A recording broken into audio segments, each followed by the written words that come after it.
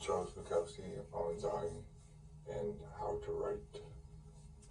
Take 11, 9, there's 7, I think. Practice. Practice. No. Yeah, that was the first try. I got it on the first try. About this? No. In fact, I almost feel good at the approach of death. Why? You have a nice wife. All that's okay. But you see, as you live many years, things take on a repeat. Is that ended? Are you ended? No, it's okay. Things take on a repeat. Understand? You keep seeing the same thing over and over again. The same substance, the same action, the same reaction. So you get a little bit tired of life. So as death comes, you almost say, okay, baby, it's time. It's good. So I know I have very little fear of death. In fact, I almost welcome it. Did you ever read Malcolm Lowry's Under the Volcano? Yeah, I did, and I yawned myself to shit. Why? Why? Because, like any other writer, there's no pace, there's no quickness in his lines. There's no life, there's no sunlight. When you write, your words must go like this. Bim, bim, bim, bim, bim, bim, bim, bim, bim, bim, bim, bim. Each line must be full of a delicious little juice, flavor. They must be full of power. They must make you like to turn a page. Bim, bim, bim.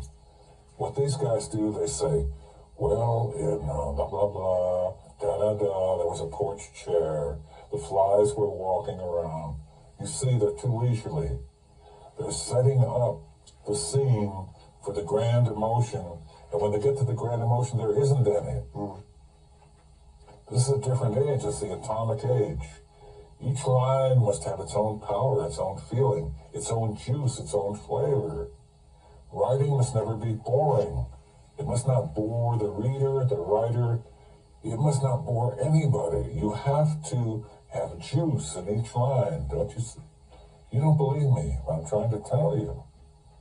I get so... Writers put me to sleep. They always did. They always will. Each line must be an entity unto itself. But it must carry its own, like a voltage juice. You can't say, Mrs. McGillicuddy was sitting in her chair. It was 3:30 p.m. on a southern morning in Georgia. Mr. McGillicuddy was... This is all... It's already dead, you see. You must say. The thing. But he died from alcohol. You're not afraid of... What do you think of Faulkner? No. He was one of the worst practitioners. Of course, but now I'm talking about Lowry. He died from alcohol. Oh, yeah. Well, it's nice to die of alcoholism. It's very glorious. But if you write dull shit, it doesn't do any good what you die from. You see? Alcohol is not a great thing. Because you die from alcohol doesn't mean you're any good. You gotta leave some words behind. He died swallowing his own vomit. Great. Now, he's not even a professional drunk. When I really have a big drunk, I put my head on the side of the mattress and let it like this. So if I vomit, it's just gonna go to the floor.